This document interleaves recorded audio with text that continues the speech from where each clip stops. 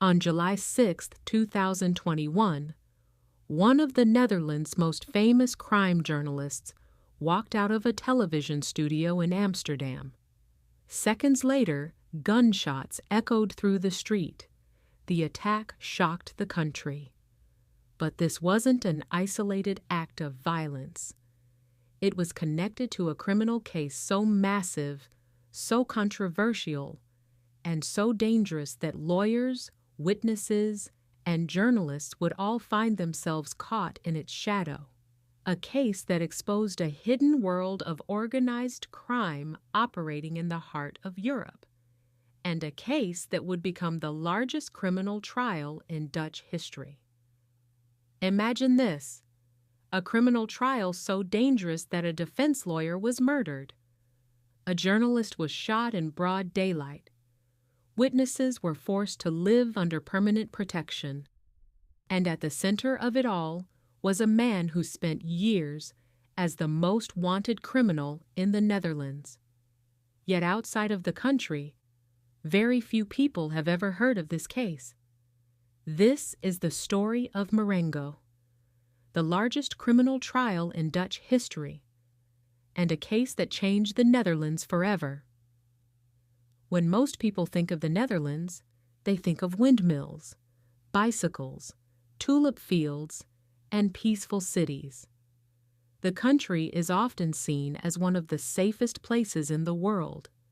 But behind that image, something very different was unfolding. Thanks to the port of Rotterdam, one of the largest ports on Earth, the Netherlands became a major gateway for cocaine entering Europe. Millions of dollars worth of drugs flowed through the continent, and wherever enormous amounts of money exist, power follows.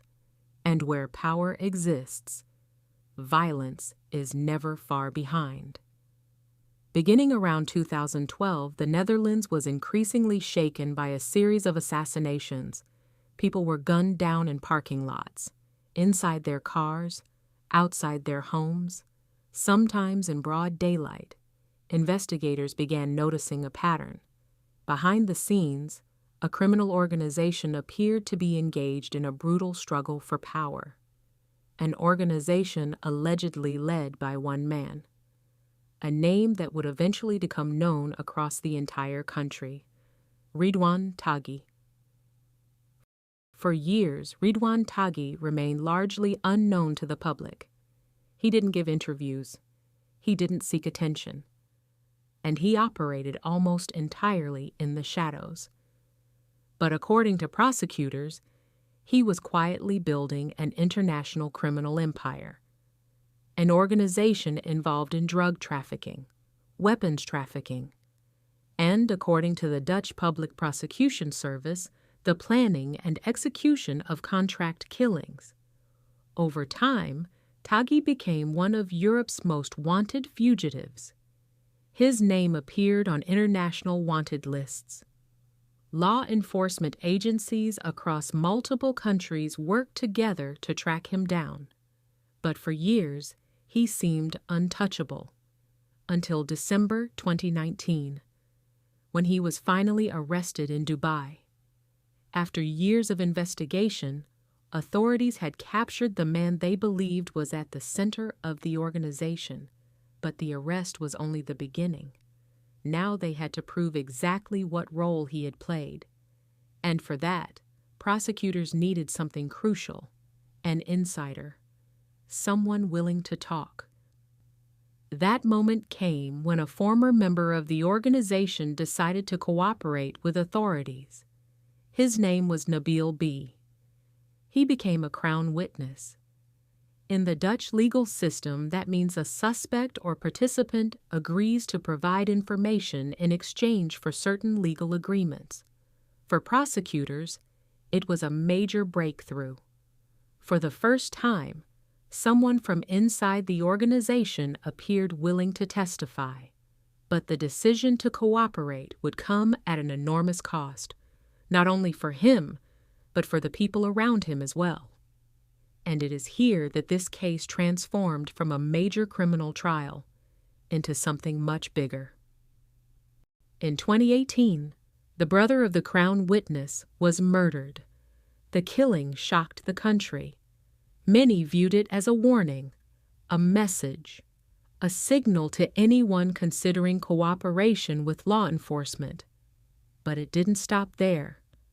1 year later, lawyer Dirk Wiersum was shot and killed outside his home. Wiersum represented the Crown witness. It was the first time in modern Dutch history that a lawyer had been murdered in connection with his professional work in such a way. The reaction was immediate. Politicians expressed outrage. Judges spoke of an attack on the rule of law. But an even greater shock was still to come. On July 6, 2021, crime journalist Peter R. de Vries left a television studio in Amsterdam. Moments later, he was shot on a public street. The images spread around the world. The Netherlands was stunned. Peter R. de Vries was not just another journalist. For decades, he had been one of the country's most famous crime reporters. He had investigated some of the nation's most notorious criminal cases, and he also served as an advisor and confidant to the Crown witness. 9 days after the attack, he died from his injuries. Once again, the same question emerged. How far did this network reach? And how many more people were at risk? From that moment on, Marengo was no longer viewed as just another criminal trial. It became a test of the Dutch justice system itself. The trial grew into one of the largest legal proceedings in Dutch history. Thousands of pages of evidence, encrypted communications, phone records, witness testimony, years of investigative work. Security around the courtroom became unprecedented. Defendants were transported under heavy guard. Lawyers received enhanced protection, and public interest remained enormous. According to prosecutors, the case involved multiple murders, attempted murders, and plans for future assassinations. The defense challenged many of these allegations. And like every major criminal trial, one question remained at the center of everything. Was the evidence enough? In 2024, a historic verdict was delivered.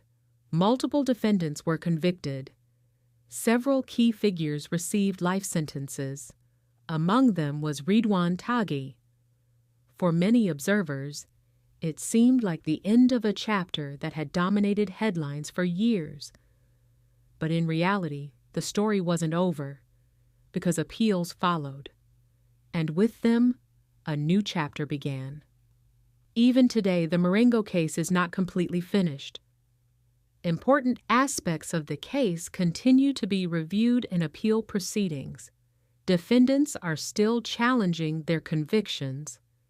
Defense lawyers continue to present new arguments, and prosecutors continue to stand by their case. That means one of the largest criminal trials in Dutch history is still shaping the future of organized crime investigations in the Netherlands, not only for those directly involved, but for the country as a whole. Marengo was more than a trial against a group of defendants. It was a confrontation between the Dutch rule of law and organized crime, a case that revealed just how far criminal networks were allegedly willing to go.